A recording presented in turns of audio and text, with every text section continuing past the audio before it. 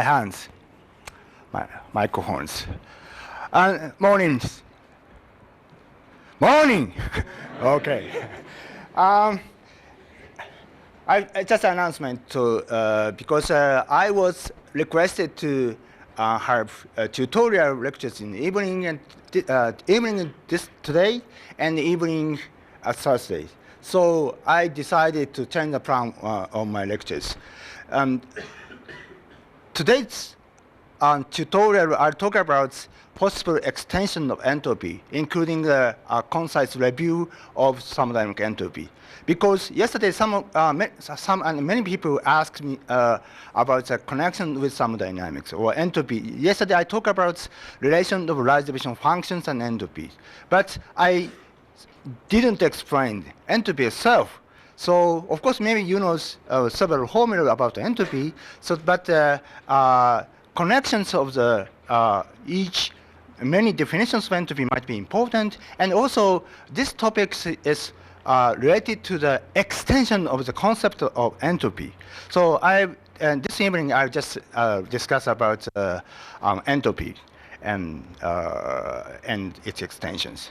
And such evening, yesterday I decided that Friday, I gave you the lecture of fluid dynamics because almost all of you didn't run the hydrodynamics. But since I have the opportunity to have the tutorial lectures, I decided to give you the essence of hydrodynamics in the tutorial on Thursday. So it might be just suitable to the 1 hour lectures. So maybe Friday I have the different topics, and Saturday I will give you the derivations of hydrodynamic equations on the basis of microscopic descriptions. Okay, so today I talk about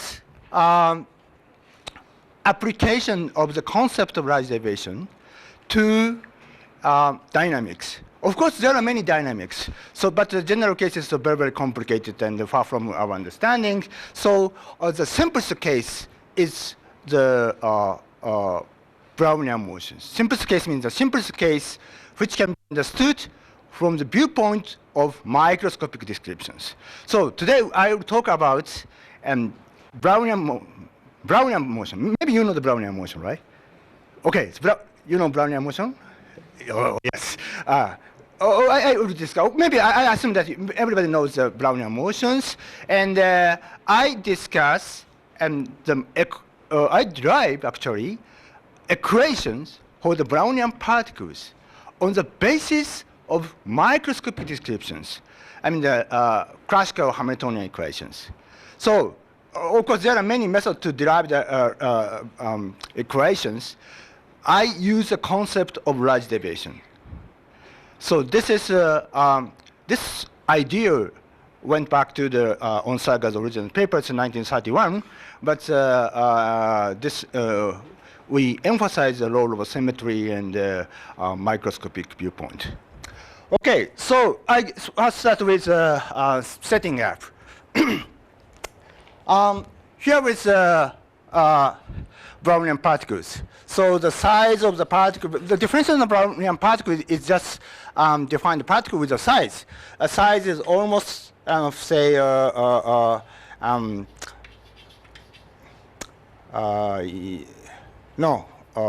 nanometers. Of course, a centimeter case, maybe a 5.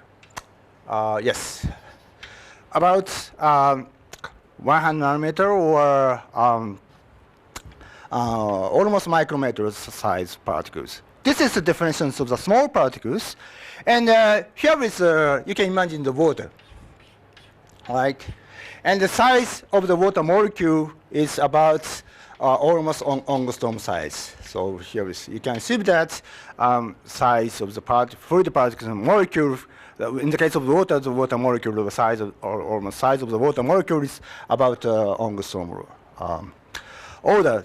Then here we just explain the systems. Then we imagined systems enclosed in adiabatic walls. So I mean, the system is isolated from the other world. Then we have many fluid particles, and just we put one small particle of the size is much larger than the fluid particles, but still smaller than usual our daily lives.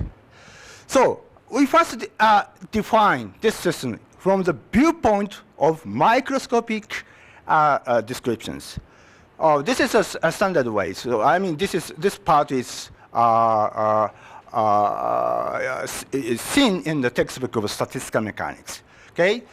Okay. So our argument can be general to quantum cases, but today I just focus on the classical systems. In the case of classical systems, we specify the microscopic state as a set of position and momentum of all particles. We assume that n fluid particle, right? Then R and P are position and momentum of small particles, Brownian particles. This gives a microscopic state of the dynamical systems which we consider, right? Then I always consider, I don't care about the limiting procedure, but we just imagine that system is very, very large and the number of the particles is very, very large. Normally we fix a finite number, but you can imagine that these values are very, very large. And radius of the particles is much larger than the fluid size of the particles. Then we just write a model of the systems by giving the Hamiltonian. Here is the kinematic terms and the interaction potential between fluid particles. And here term describes the interaction between fluid particles and small particles. So we assume that we don't specify the explicit form of the potential. Oh, I missed one term. To kinematic term of Brownian particles.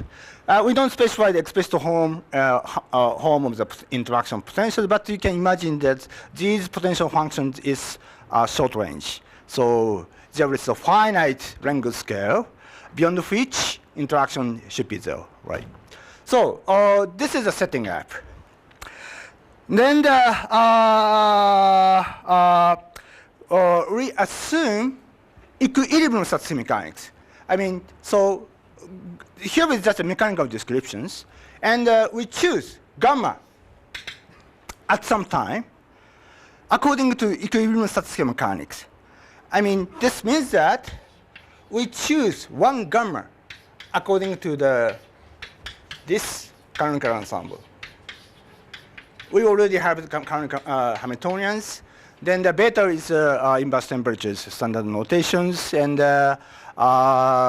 this means that here we suppose that this is in equilibrium state. Actually, today we focus on the equilibrium state, so it means that gamma cannot be distinguished from the sample from the distributions. Then the temperature of the fluid is encoded in the inverse temperatures. This is equilibrium statistical mechanics, okay? But now I try to understand dynamical behaviors. Okay, so just before explaining microscopic discussions, maybe you know that what happens in these settings, what can you observe? Okay, so you first choose a microscopic state according to the equilibrium ensemble, okay? This is the initial state. Then, okay, we just we want to discuss time evolutions of the particles and the fluid particles. So what can you observe? Can you understand my questions? Oh, you don't understand my question, I'm sorry. I finished the setting up, right? I described it. Okay, I'm mistake. So we assume the Hamiltonian equations. Then we can have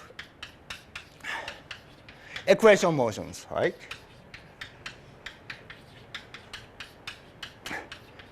And oh yes, here is the equation motions.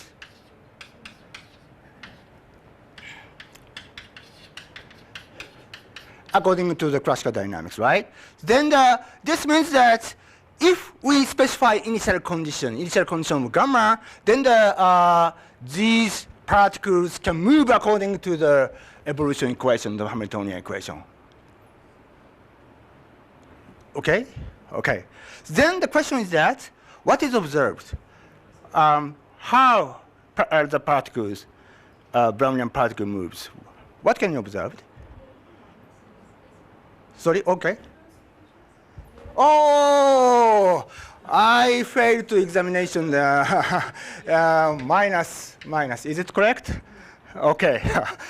This is very important point. What can you observe, right? Yeah? Yeah.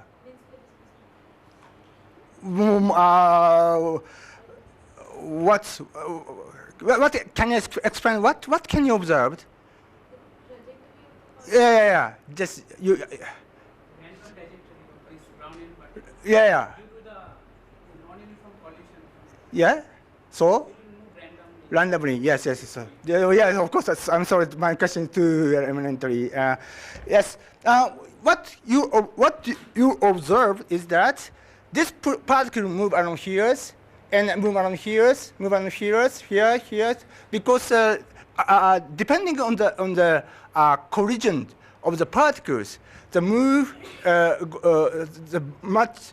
this particle move to one direction and another directions, so repeating this process. This gives irregular motions of the particles.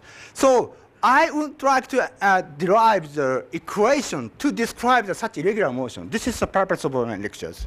Okay? So, we choose initial state here, and we have an equation state here, equation motion here. Then, suppose that you make a numerical simulation of this model. So then actually you can observe the irregular motions of the Brownian particles. Okay, so formally, in order to do that, we introduce notation gamma t. This means that this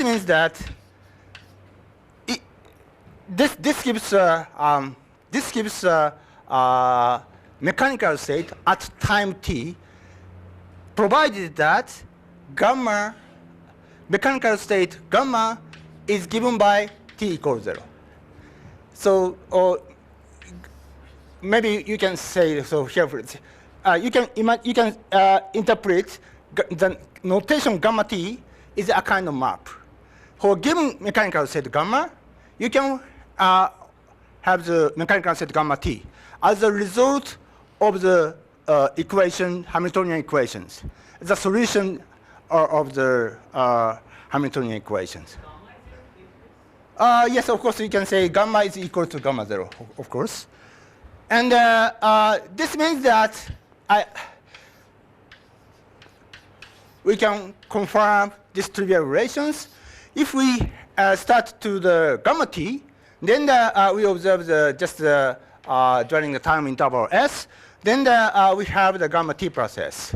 And the gamma t process is can be also obtained from the gamma t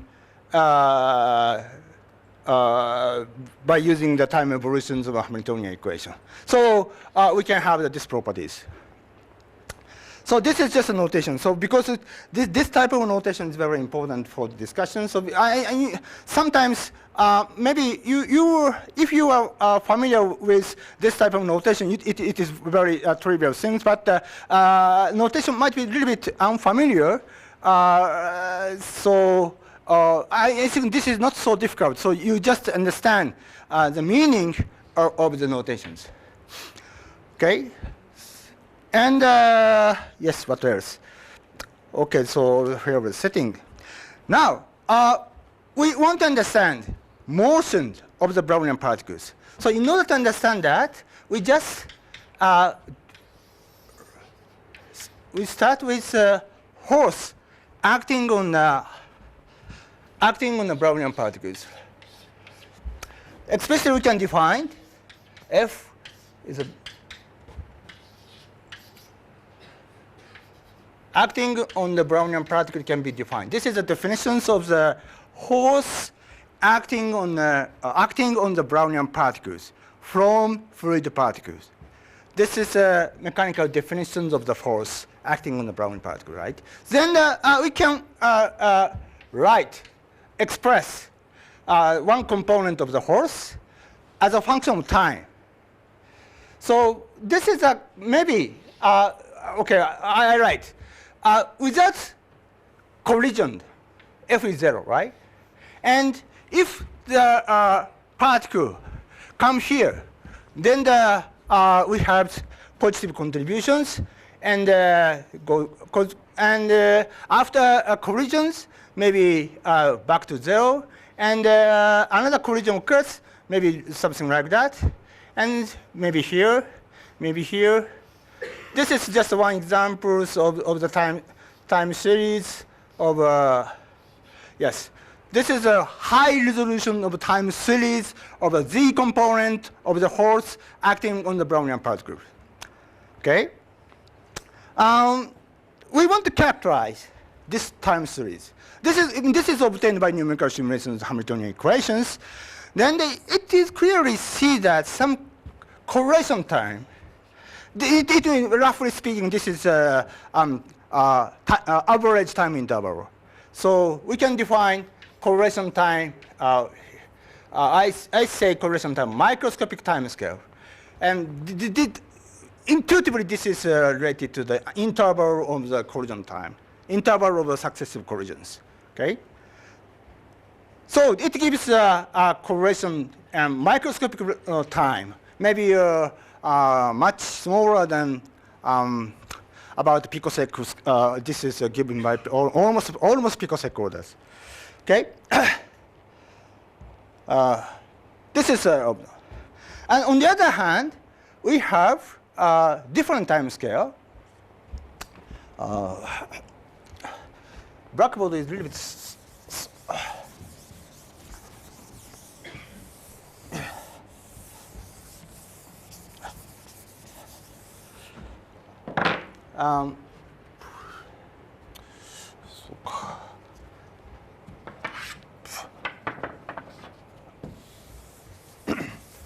On the other hand, we have another time scale, tau macro, which is defined as a relaxation time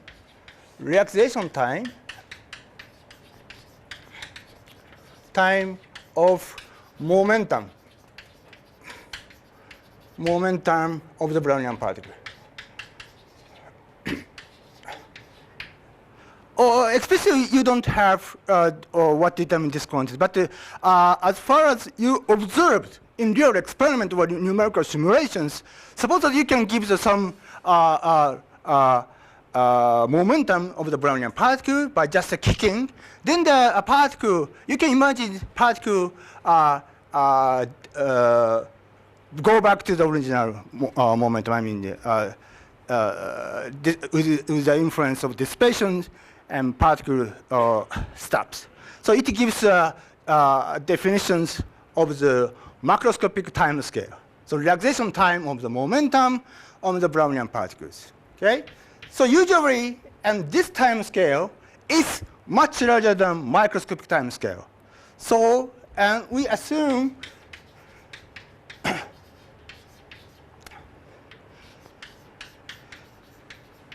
these two quantities are completely separated.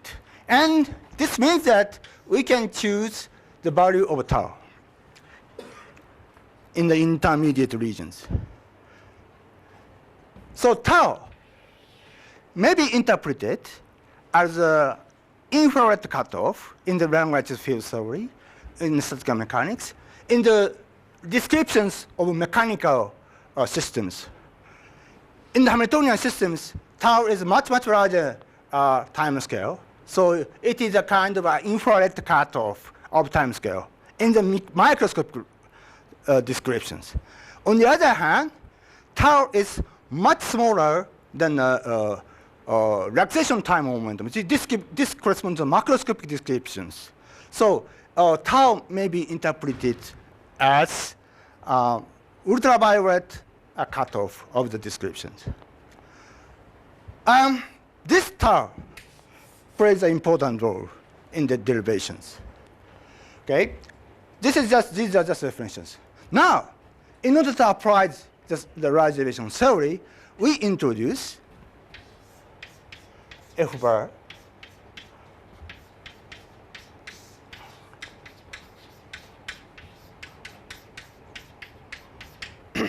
time average force. This is just this is still definition, right? So maybe time average for tau maybe can be choose around here. Tau maybe around here. So if we choose tau, it's much larger than the microscopic time scale, then we can expect, this is average quantities. Average quantities. So yesterday, I talked about the concept of Rayleigh deviations. In the case of average quantities, typical example of the score of the coin, you can expect Rayleigh deviation properties. And also in some like systems, we can have Rayleigh deviation properties. So now, but we want to discuss the time evolution of the systems. In this case, we introduce the time averaged quantities. Then we expect that we can have Rayleigh deviation properties of the time average force. So this is different from the yesterday talks. And it plays an important role of the symmetry properties of Rayleigh deviations and the important role of understanding of dynamical behaviors. Okay, so but anyway, so this is just definitions of you'll see how to use it. And other things, maybe I need many preparations.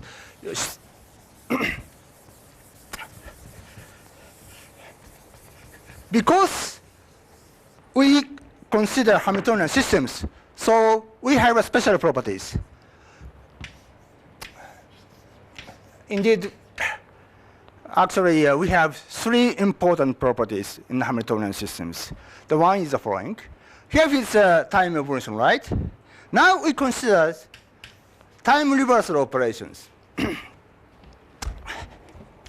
Time reversal operations. I give you the definition. So time reversal operations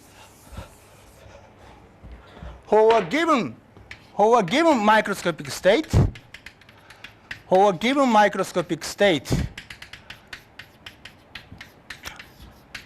of the systems, we define gamma star is a time reversal. What it means, this is a definition of the star. Time reversal operations is just put minus sign in front of momentum.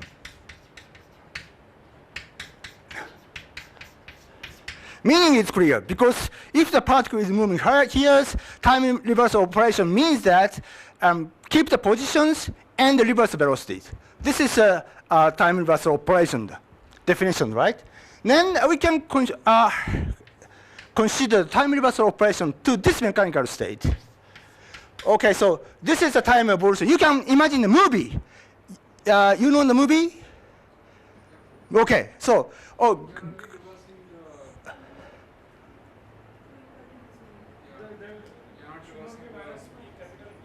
oh yes, I'm sorry. Gamma represents a snapshot. This is just a picture, right?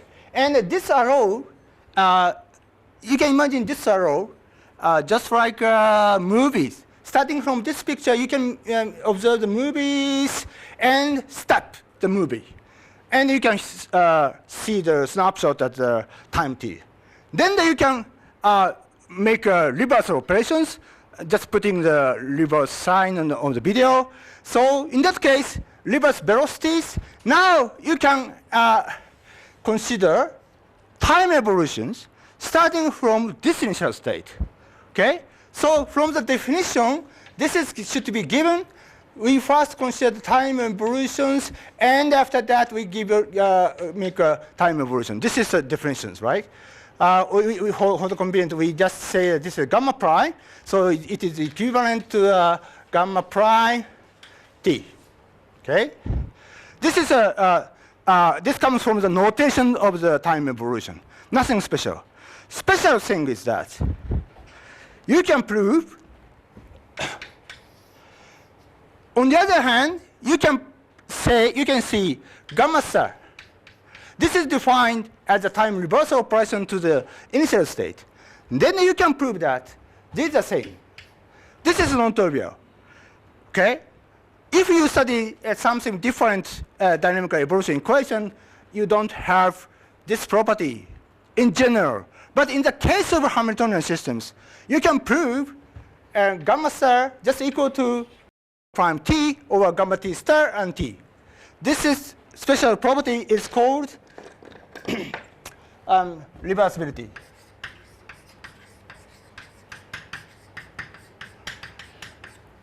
I don't give the proof. Okay, so I don't give the proof. So homework. Oh, yesterday I present the homework.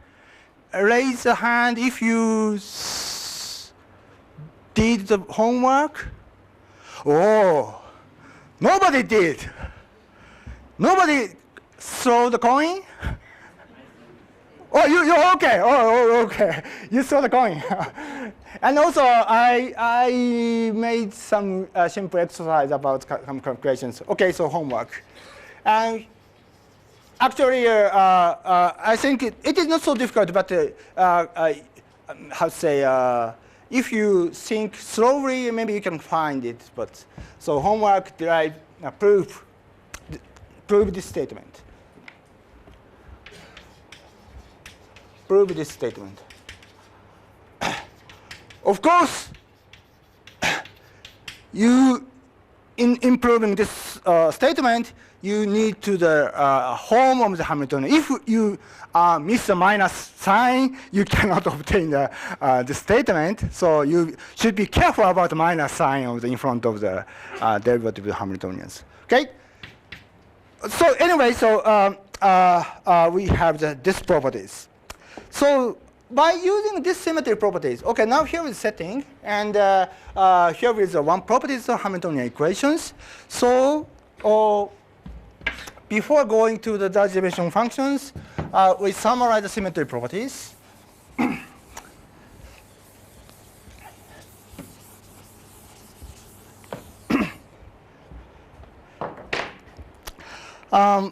We just focus on the probability, joint probability. Joint probability, F bar, and P. P is a momentum. P means the momentum of the initial state. Momentum of the Brownian particle of the initial state. We can consider the probability density, right? And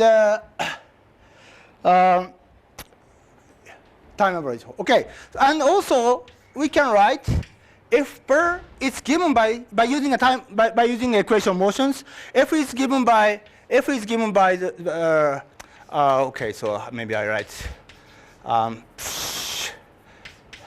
This is an equation motion for Brownian particles. By using this relation, it gives tau minus p. And maybe I made some mistake over tau. Yes. And by using minus p prime plus p minus tau. Because prime value, gamma prime is here, And P prime is given by the reverse operations. For P prime is minus p tau. This is just come from the equation motions. Then we can write probability, symmetry properties. There are several expressions I use in my notes. Probabilities, P prime, probability P equals probability F bar P prime. Maybe I'll explain this. So, we can consider the joint probability. This is we just consider joint probability density of the momentum and force here. Average force determined is defined in the course in the time interval, in this time interval. And this is just a mathematical trick because F bar is uniquely related to the P prime, okay, for given P. So probability and up to the normalization density. So probability F bar is determined by uniquely P prime. So the probability is equivalent to these probabilities. And also, just focus on here. Okay?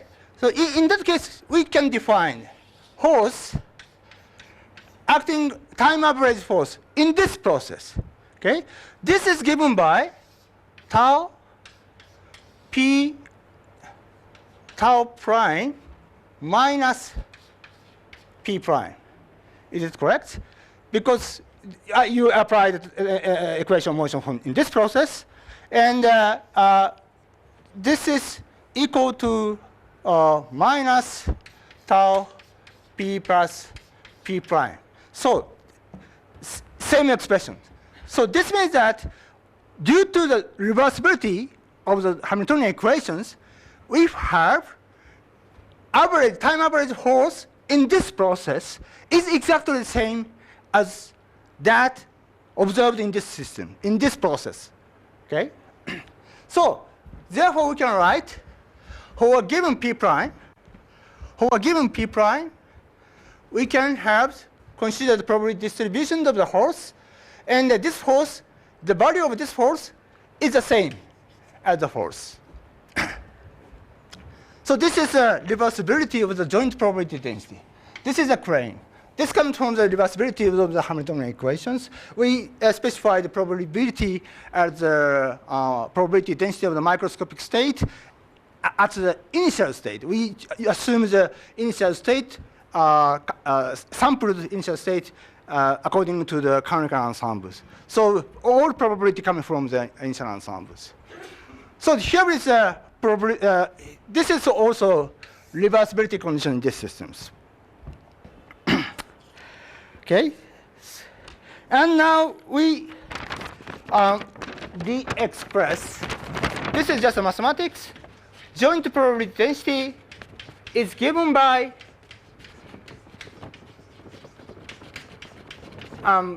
conditional probability. We first specify the value of P, and after that we consider the probability of time average force, provided that the value of P is given. And probability F,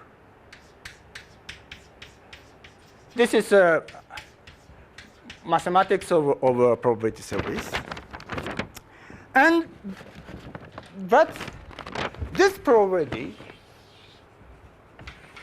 of the Brownian particles, probability of the momentum of the Brownian particle is assumed to be canonical ensemble. So we can write this is given by exponential minus here. This is prime. I missed the beta. Yes. Okay. Because we consider the equilibrium state. So this means that ratio of the probability of time average force in this process and this process is given by, take a ratio, we have minus beta ratio p prime minus, yes. And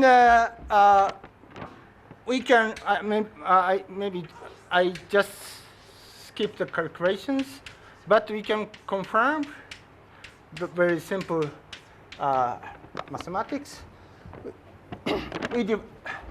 By introducing the p bar is average. No, p bar is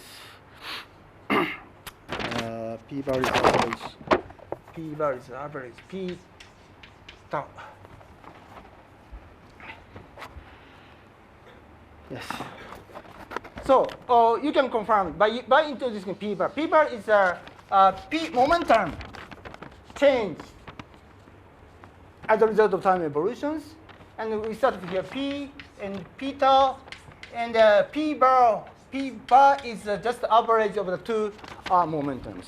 And introducing this p bar, and fy is already defined, we can rewrite this expression like this form. Here is the symmetry properties of the symmetry properties of conditional probability of time average force for a given momentum at initial time. Okay? This is the symmetry properties. Now, I introduce large deviations. Here is just a summary of the almost, these are come from just definitions. We introduced Hamiltonian equations, we checked the reversibilities, and we defined initial probability density, and we checked how the reversibility lead to the symmetry properties of the joint conditional probability of the average force. Okay, so now give you the large deviation function. We can assume this is actually assumptions. Precisely speaking, this is assumptions. We expect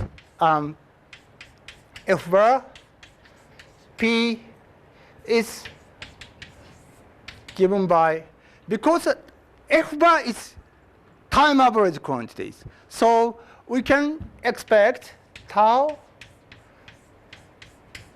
f bar p.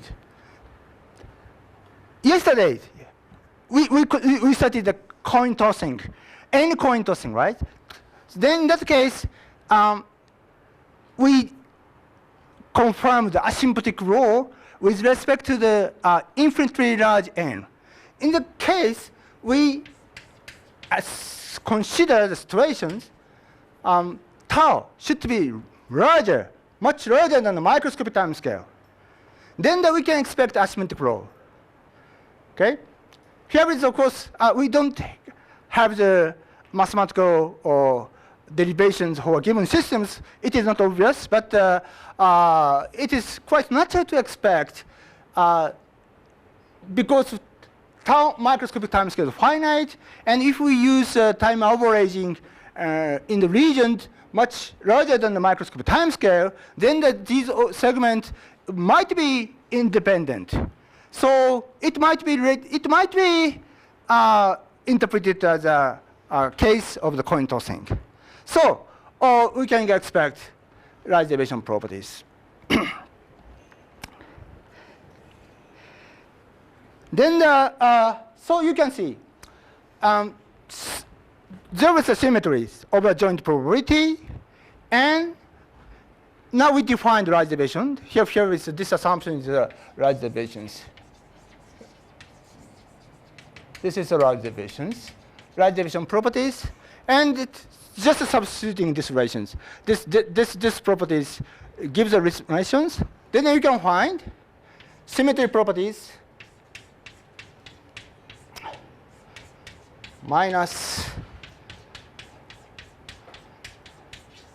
P prime.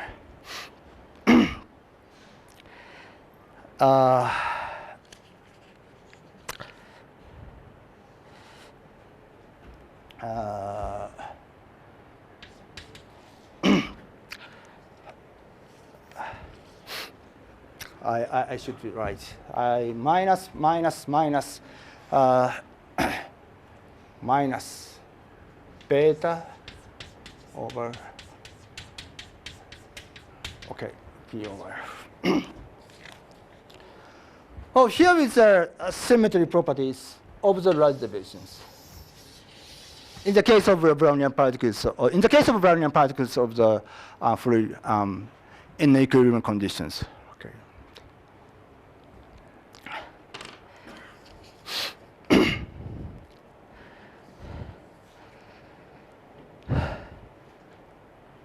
So, very tired. Are there any questions to this point?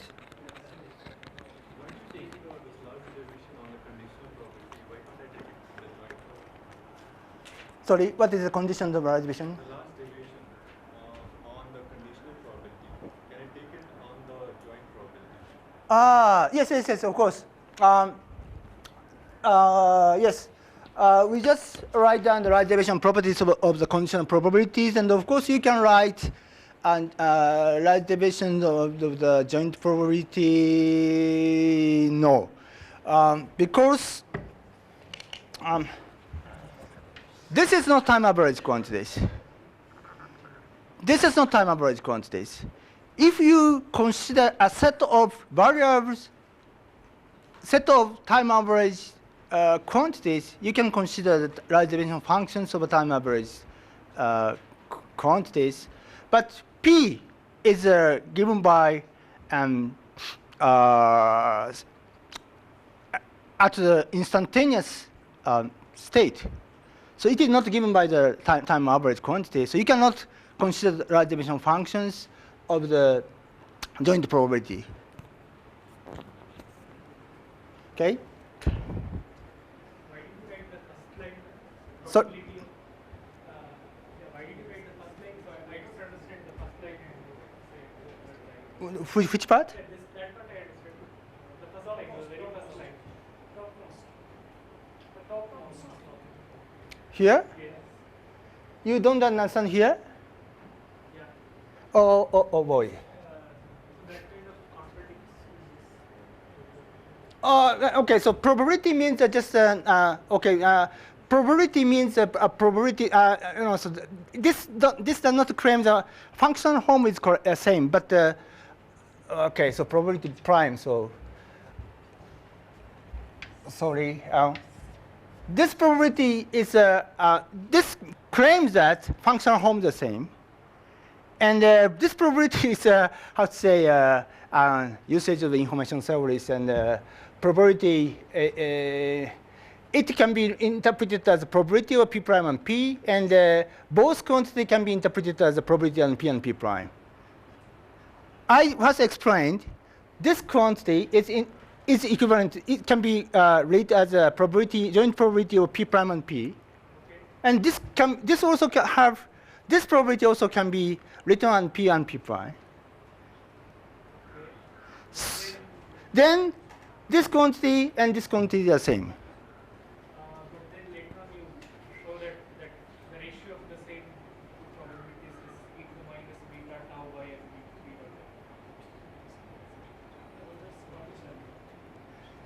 beta. Sorry. Okay. Maybe I understand why this representation leads the confusion. This probability is okay. This probability maybe I should say something P and something P and this something Q. Okay. Still, you have confusions. So that is different from what you write down there, or are these two same? So This probability and this probability has the same function home. yeah, but then what you write down there, Yeah. the ratio when you take the. Yes. Oh, okay. Oh, you're asking this part? This is just a joint probability. It's given by the conditional probability and so on. So, Yes. is it clear that the large deviation function depends on P? Oh, of course. This is precisely speaking. This is the assumption, right? So, when we considering the large deviation properties of the large conditional probability densities, we first fix a value of P and just considering the large deviation properties. Yeah, but usually the large deviation function doesn't depend on the initial condition, right? It just some so that's like a Yes. Yes, initial condition of the momentum, right? But usually this large deviation function doesn't depend on the initial condition. No. We consider the probability of the we consider right deviation of the conditional probability of time average force for a given initial state. Yeah. So that's why right deviation function depends on the initial state. But can't I think of it like if I just look at the characteristic function of this object, Uh-huh. right? So that's like it's given by some largest eigenvalue of some modified Liouville operator, right? Yes. And that largest eigenvalue should not depend on the initial condition, only the wave function should depend. No. Okay, so you are now saying different topics because we want to understand large deviations of the conditional probability for a given initial state. You were talking about large deviations of a steady state. No, I am talking about the problem. No. You want to look at the time average force. Yes. Given an initial condition. Yes. Right? The gamma evolved by Liouville equation. Yes. So if I look at e to the power minus some lambda times f average, Yes. so that will give me some modified Liouville operator. Yes. And then this Okay. just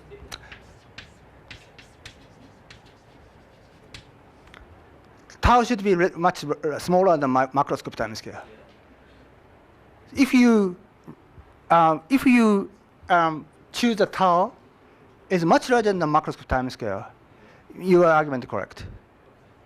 So tau is much smaller than macroscopic time scale. So in this sense, momentum does not change so much. Momentum of the Brownian particle change a little bit. So okay, I thank for your. This is okay. Yes, I agree. So this is a little bit delicate point. So tau is chosen as that much smaller than macroscopic time scale. So using this, we can expect large deviations, but because we consider this situation, we still have the initial condition dependence. Thank you for your remark. Other questions? Okay. Oh, okay. And I right check your situation, and you assumed Yes. Conical distribution in the initial Yes. gamma. Yes. And on the other hand, you also consider gamma prime also or is another initial system.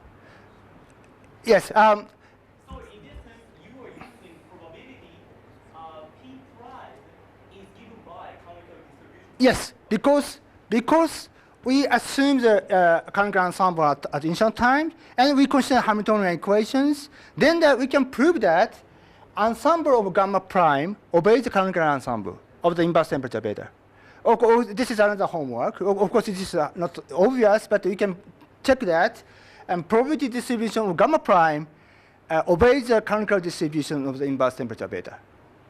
Okay, so this is we can prove, we can confirm this statement by checking the evolutions of a probability density. Actually, you can one word we say that canonical distribution is invariant with respect to the time evolutions of the Hamiltonian equations.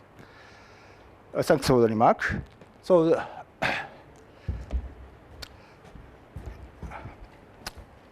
I emphasize that this is a symmetry, symmetry of large deviations.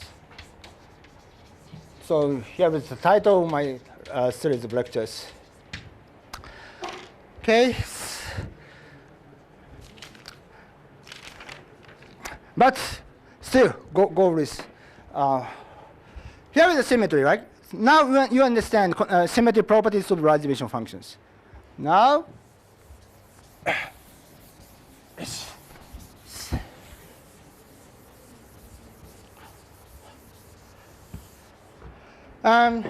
look at right-hand side is a function of the p bar and f bar, right? And left-hand side is a function of f bar, p, and f bar and p prime. This is not dirty. This is not beautiful. It's dirty. So I introduce f bar. This is a realization function. The conditional realization functions is given by. This is just mathematical expressions because p prime here, p minus p prime. P prime is determined by p and p bar. So we can write this way. This is just definitions. Then we write p prime by using p prime. Then insert p prime. It gives minus p prime. If we change that, if we perform the time reversal operations, p and more precisely, so maybe I should give the remark. Time reversal operations. Summarize time reversal operations. If I already said, if p f is unchanged, and p bar is minus p bar. This is a result of the time reversal operations. Or I can say p prime, p prime. Or this operation means that I erase.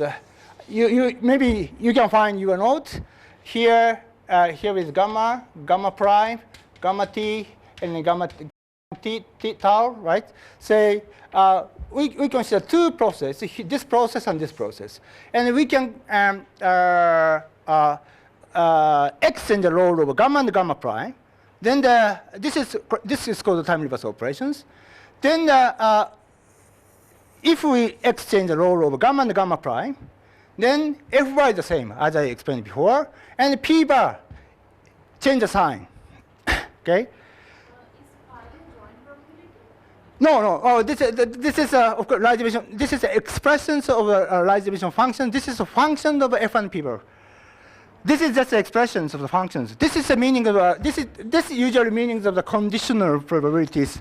We just say this is for example you can write rate x and z, and if the z equal x minus y. So suppose that you have a function of x as y. Then you have another variable z and equal to defined by x minus y.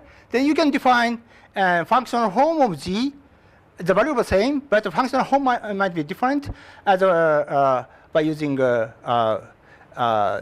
function home of z.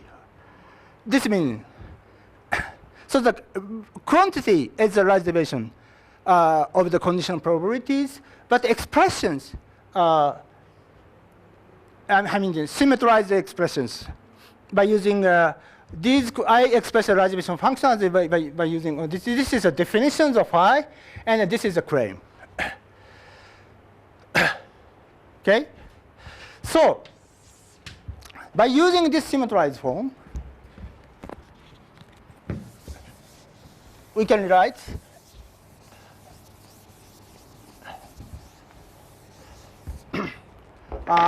symmetrized force. Yes, you can write phi f p minus. No. Here is a 2 p. This is not conditional. This is just the functions. It's given by minus beta f p. This is fine because left-hand side I express minus. Left-hand side expressed by f bar and p bar, and the right-hand side can be expressed f bar and p bar.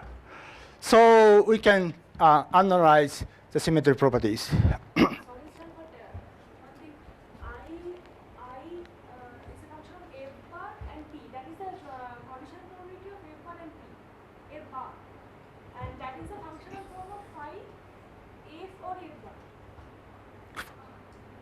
Yes, I is a Radius function of conditional probability of f bar for a given p. Okay, so but mathematically you can define this is a kind of functions of f bar and p. Okay, and we can rewrite this function home by using p bar, by using a new variable. Okay. Meaning the quantity as a reservations, but the expressions are different. A little bit complicated.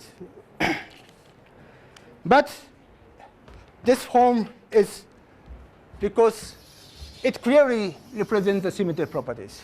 If you know, if you are familiar with fluctuation theorem, it is nothing but the fluctuation theorem. But I just discussed about symmetry properties in the equilibrium case, and indeed, the essence of the argument can be seen in the paper by Onsaga, 1931. Okay, anyway, so this is a non-trivial properties of the Lie dimension functions, and symmetry properties, which come from the reversibility of the dynamical systems. Okay. Now, I need another assumptions. Where is the one assumptions?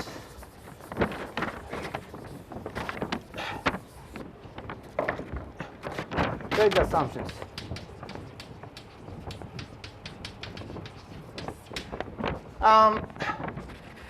Small f bar. It depends on the phenomena which we want to discuss. We just assume quadratic form of the Lie dimension function. This yesterday I discussed Lie dimension functions coin tossing. In that case, we just give the remark on the central limiting theorem, which gives independent summation summation of independent variables obeys the Gaussian distribution. This is the central limiting theorem, and central limiting theorem corresponding to the quadratic form of the large dimension functions. So in the same split, we assume that by focusing on the small f, small fluctuations, phi f bar is given by quadratic. I just use vector index notations. F bar is Rp nu, P bar A. And we also can also assume the isotropic property of the systems. So F. Sorry.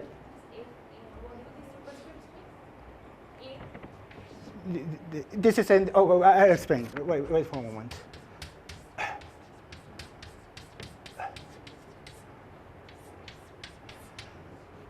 Oh, I don't need to use it. This is just notations of vector notation. The index of the A is x, y, z. Of course, from the isotropic conditions, we can. This is just a scalar. So in that case, we don't need to use introductions of. This is maybe it might be wise, right? B p square.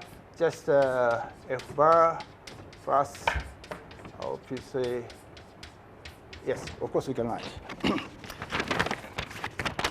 This is assumptions, but reasonable assumptions. Just we focus on the small f. Oh no, miss. important points.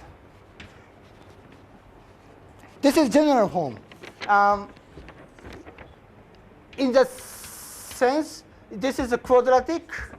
This is assumptions, quadratic in F bar. And we never assume the limitations of the P bar, right?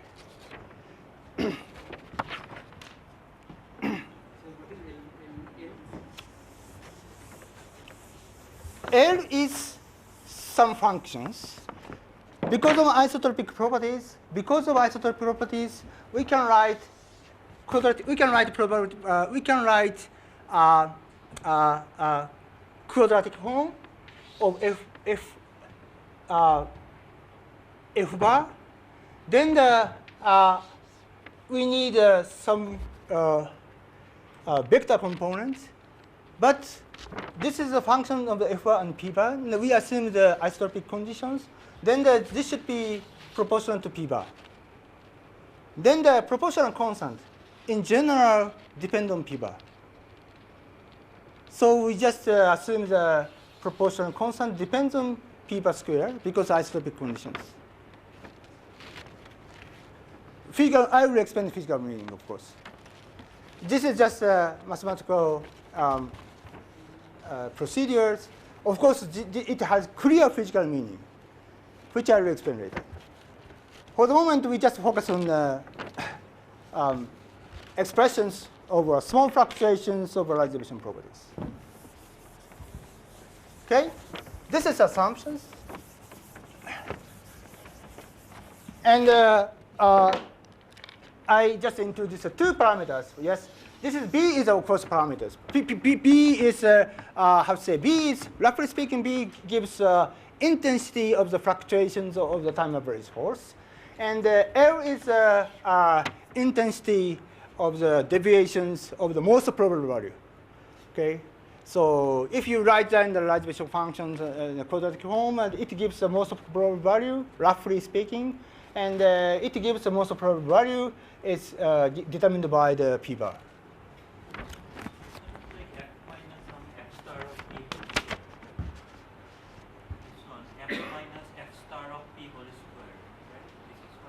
Sorry, what type? This function. Yes? No, the left hand side. Yes. Basically, you want to write f minus f star of some p whole square. Is it correct? Or you want to write it the quadratic around minimum. You're talking on the right hand side? Yeah. This is a quadratic? No, I'm saying this function you want to expand near the minimum of. Yeah. Yes. So is it like f minus f star whole square where f star is a function of p? Little bit different. The very delicate point, yes. Because if you expand, okay, so I'll say remark. If you expand here, okay, then in that case, you think that it might be reasonable. So, and maybe this is some the okay. So f star squares and noise intensity, something like that. You expect that result, right? Plus, this gives the right minimum value of the derivation functions and the minimum value for a given p, right? But here we assume that quadratic form for a given p bar.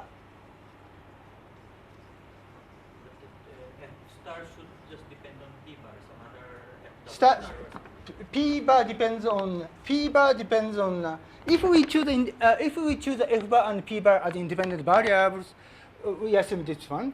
But if we assume the f bar and p independent variable, we can have these expressions. These expressions are different. Okay. Shouldn't just whatever you choose either p or p bar, that should just change the f star to some f double star or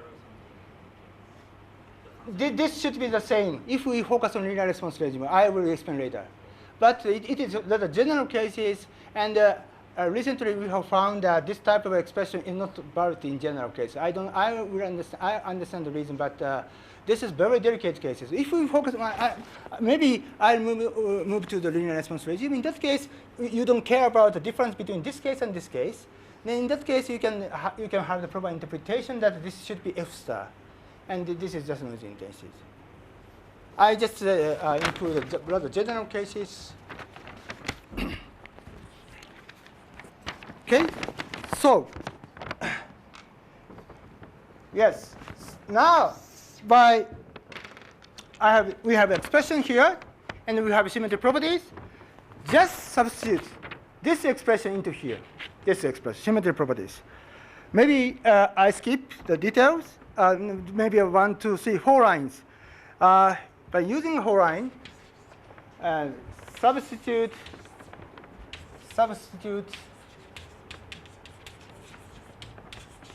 into here. Then you obtain bar.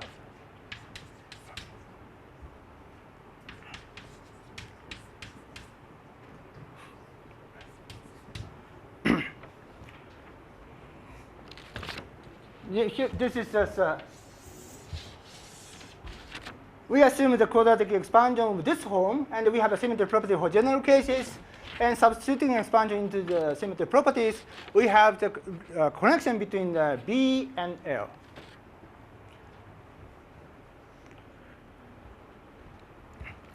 Now we can write probability P tau for given P by using these assumptions. Go back to I want to understand time evolutions of Brownian particles. In order to understand the time evolutions of the Brownian particles, we want to understand the probability of the momentum density at time tau for a given value of the momentum of the Brownian particle at the initial time. This is given by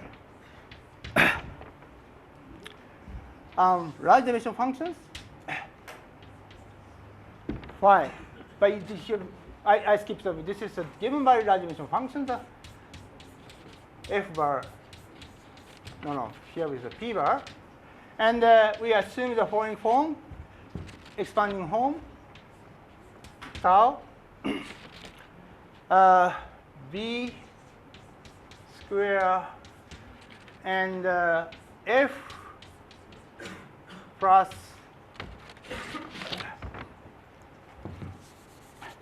and record that here. F is given by tau minus p time minus p. So p tau minus p over t. This is expression F bar plus L square p here. And we can use here these relations. So it means that we can replace B.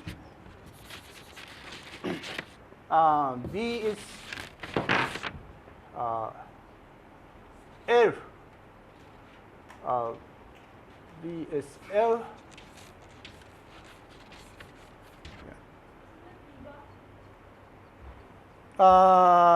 P bar, yes.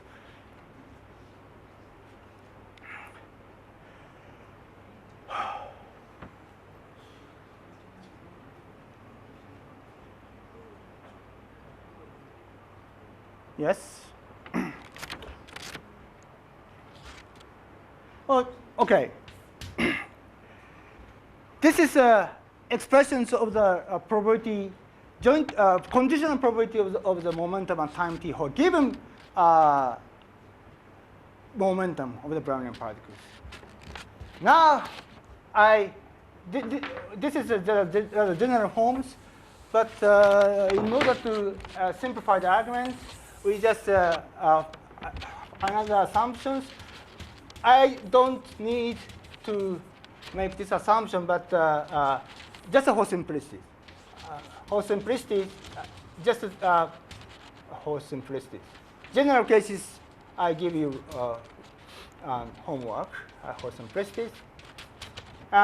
We just consider the case for simplicity, LP square, it might be depend on P bar, but we just case L is independent of P bar.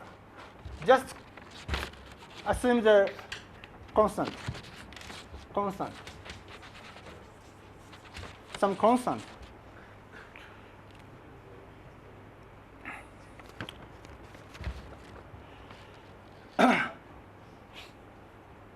Then we can rewrite the expressions.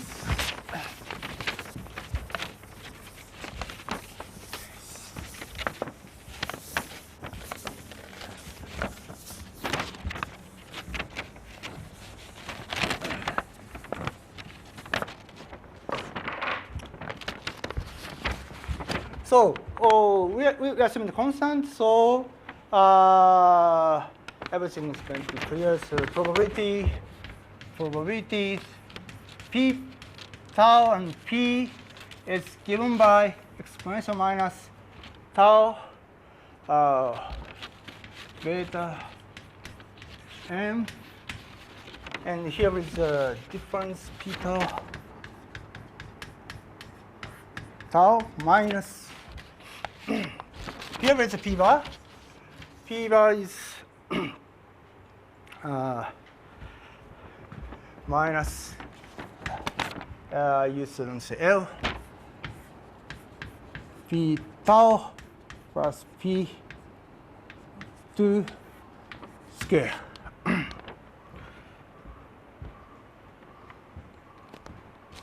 So looking at these expressions, looking at this is a Gaussian, almost Gaussian distributions. We just introduce here is W.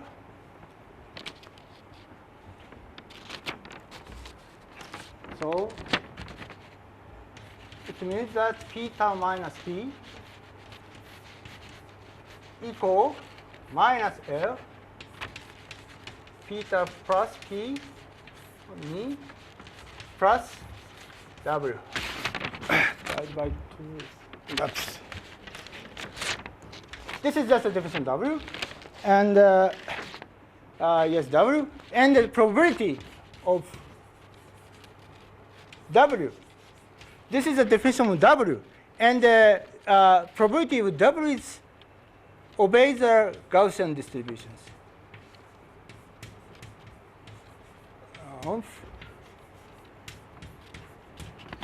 Okay. This is a result of the probability density of the momentum at the time interval tau. Now we make this is recall that we use basically two assumptions. One is existence of large deviation properties, and the other is quadratic in F. And for simplicity, we assume the L is independent of P bar. So by using two assumptions and two for simplicity assumptions, we arrived at the expressions of the probability of the momentum of the Brownian particle at time tau is given by this form. This determines the, notice that this gives an evolution rule. You can imagine, here's the time axis. You can find time equals 0, and tau, and 2 tau, 3 tau. For a given P, you can assume, you can solve these equations. Then you can have the value of the P tau. Okay? This is the time evolutions of the momentum. But in this time evolution, you have W. W determined by the probability, Gaussian distribution. Okay? So, summarizing this result,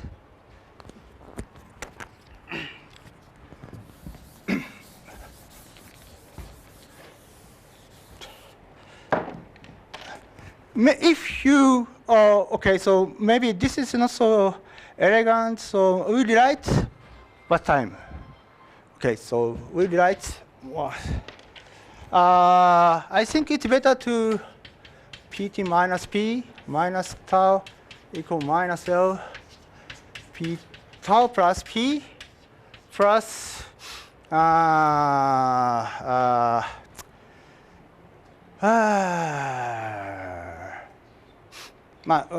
yes, I don't need it. I don't need it. This means that this is the Gaussian distributions. So Gaussian distribution is determined by specifying expectations and strengths of the fluctuations. Variance, in this case, variance of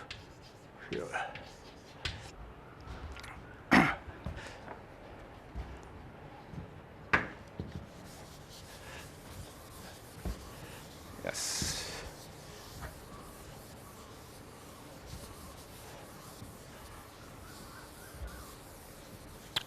Yes. So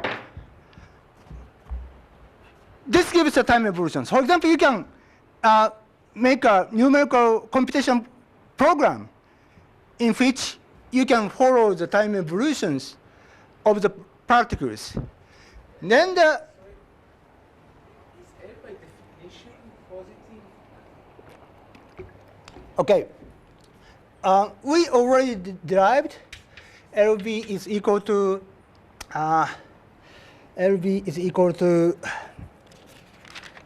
this is one important point. LB is equal to what's this?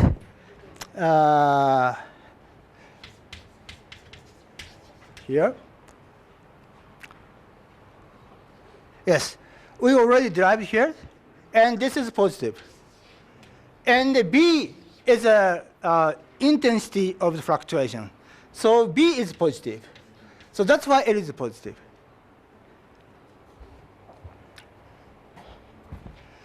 Okay? Yes. Right. Now, we take another limit. This is the final step.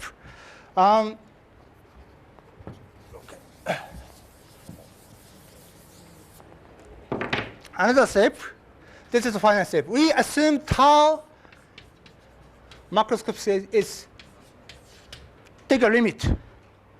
We remember that we assume tau is much smaller than macroscopic time scale and much larger than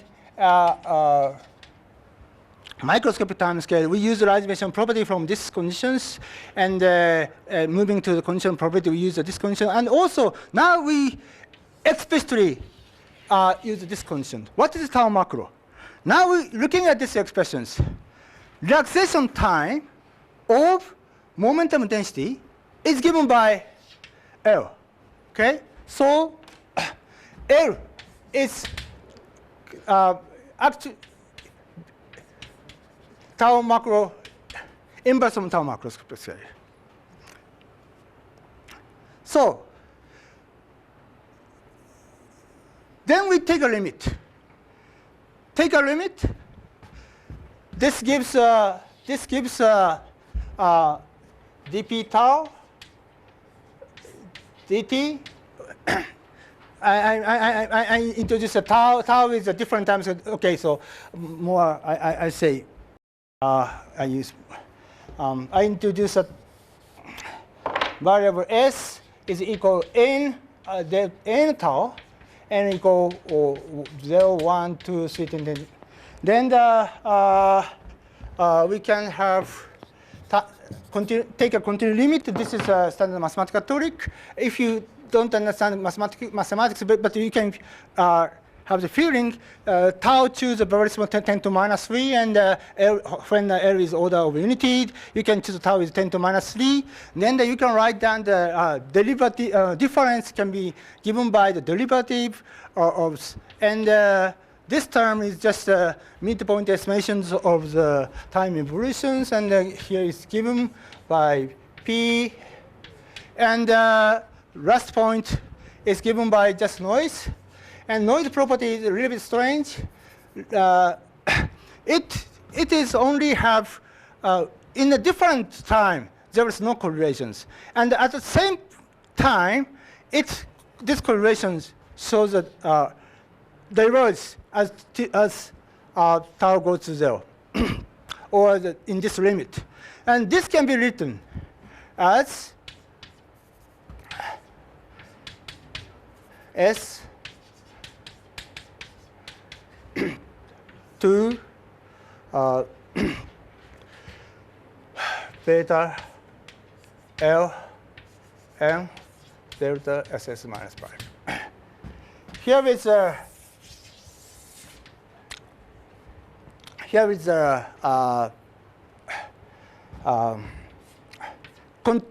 continuum descriptions of this probability time evolutions of the discrete time systems. So this is called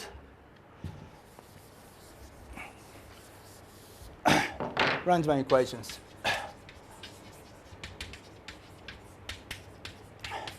I forget, maybe two, or I guess almost 1908 or 1907 or 1906, maybe 6, 7, 8. He first write down the equations for phenomenologically. He assumed the evolution equations of the Brownian motions. So it means that L is a given time scale. Obviously, it is Lm. L is given by m over gamma. Usually, gamma is called the friction constant, and this is a friction constant. And so Lm is this gives gamma and the friction constant. So the result is this result shows that this is given by equation motion. This pattern motion is determined by frictions, and the friction constant is related to the intensity of the random noise. And the intensity is given by 2 gamma kVt. This part can be written as a 2 gamma kVt.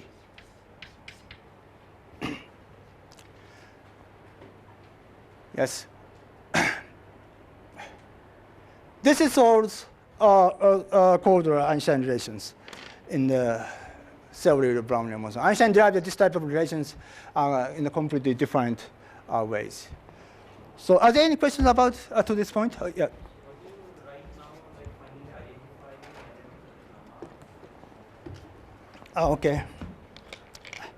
What is the definition of the gamma?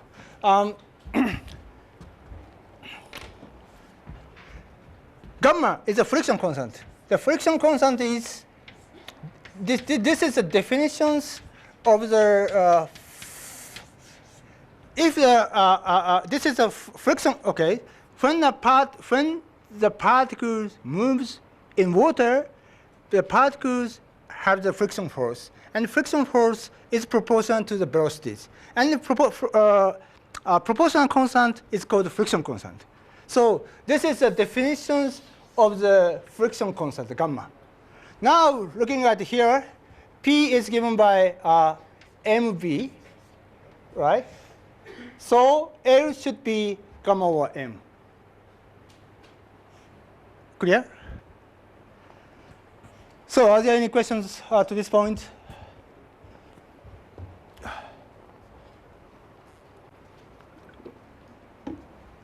Of course, if you focus on the linear regime, only linear regime, we can avoid symmetrized. We can avoid introduce a symmetrized function and so on. But I showed the general argument, and after that, we just assume the linear cases. This is a linear random equations for simplicity.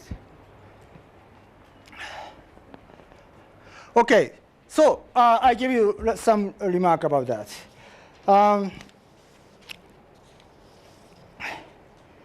What is the remark? Okay.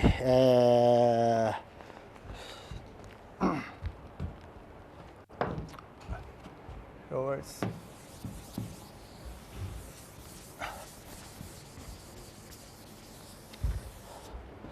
So remark.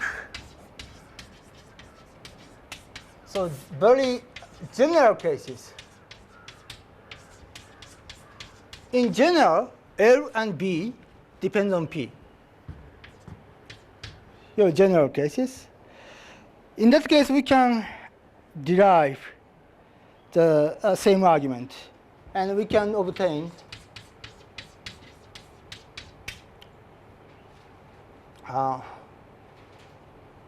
gamma P square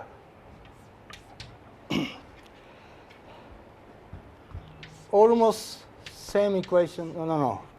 Oh, L.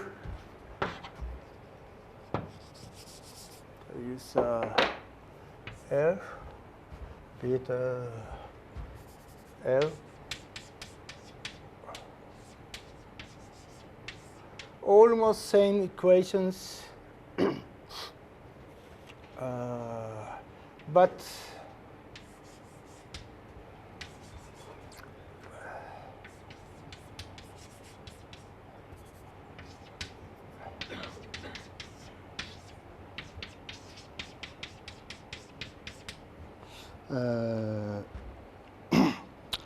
gamma.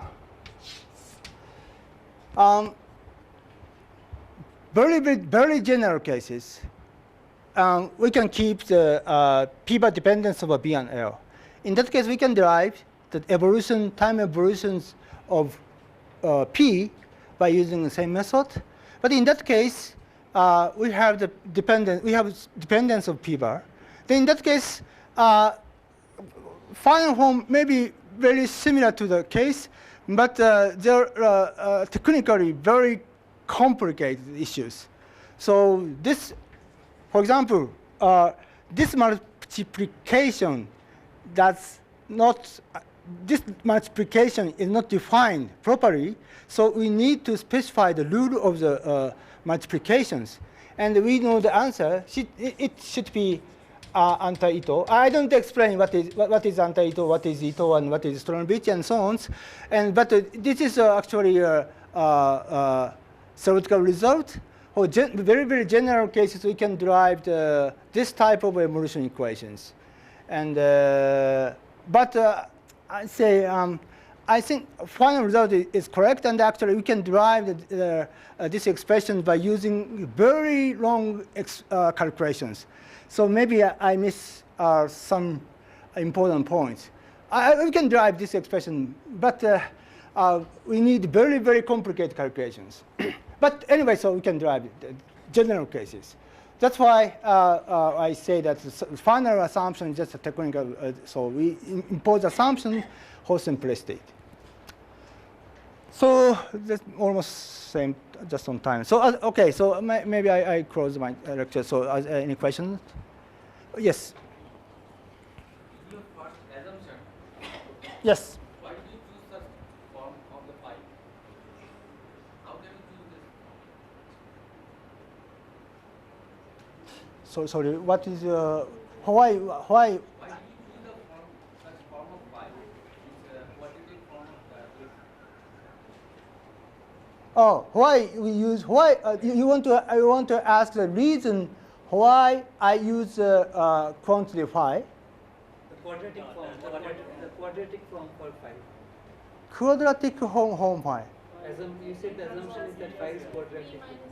Okay. You want to understand the reason why I consider. Okay, you're asking about the second assumptions.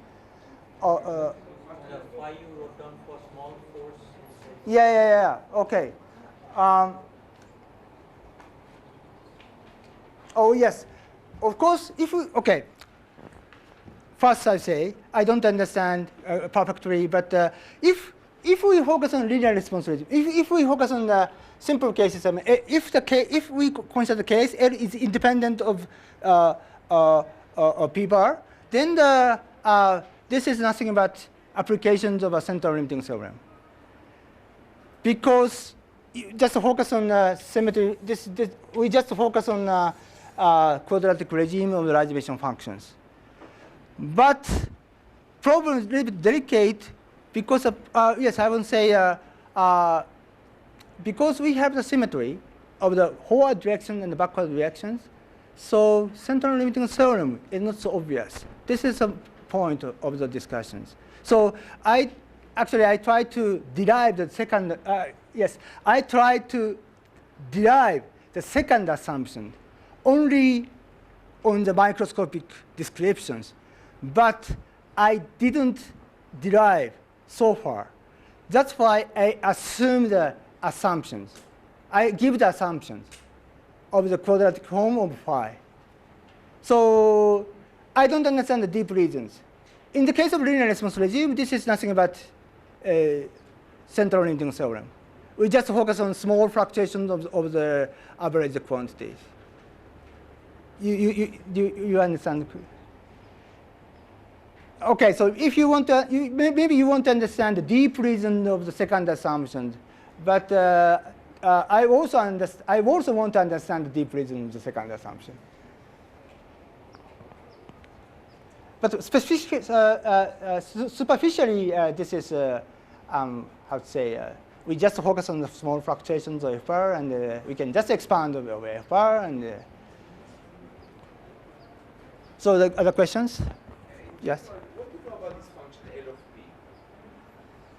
Oh, okay. So it depends on the. Okay. So, yes, it depends on. Okay. Actually, we know the experimental data. We have experimental data of L as a function of P bar, and but this is how to say, this is correspond to a nonlinear response coefficient. And you can measure this quantity in experiment, in numerical experiments, but we don't have microscopic calculations of these quantities. And we can have some it is related to correlation, higher order correlations of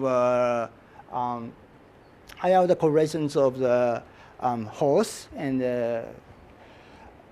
yes, actually, I want to calculate this function home, but I didn't succeed. Yeah. And normally, if you have like a sphere in a fluid at low Reynolds number, then this L is a constant. Yes. But in high Reynolds number, it depends on. Like, Yes. So and can't do that calculation. Yes, exactly. This is what I told. So in the Lorentz numbers, this gives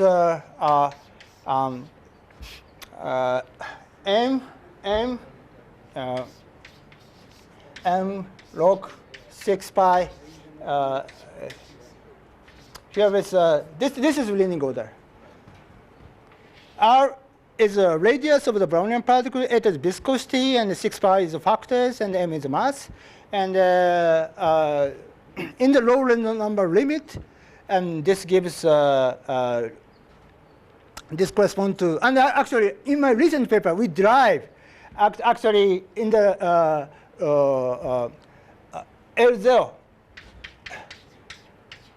is just equal to this one by using microscopic dynamics. Without hydrodynamics, we can, of course, this result can be obtained by hydrodynamic equations, but in my recent paper, we derived, we calculated this quantity on the basis of microscopic dynamics, and we confirmed that it actually gives this values.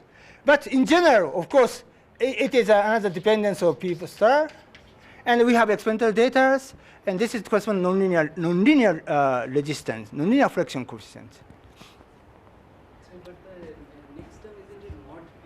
Because like isn't it modulus of P? Because like when you drop something in air, it's V square. Yes. Yeah. So shouldn't it be modulus of P instead of? So right now it looks like next time is PQ.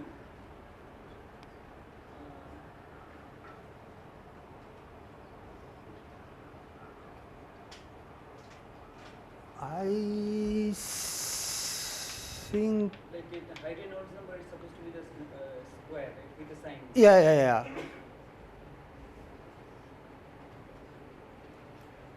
Oh, okay? So you asking? Oh, okay. But if okay, you were asking about the possibility about dependence of the p bar itself. Yes. Why? But why? Where my argument was. This is actually argument on the fluctuations in the equilibrium state. But it could be a function of mod p. Mod of the p. I mean, you just want isotropic. Yes. But it can be modulus of p, right? Yes. P squared. Yeah. Of course. But aspects said that there should be another. Yes. Yes. Right. Maybe we want to know the nonlinear regime well. So, other questions? Okay, so tomorrow I'll talk about second law of thermodynamics on the basis of microscopic dynamics.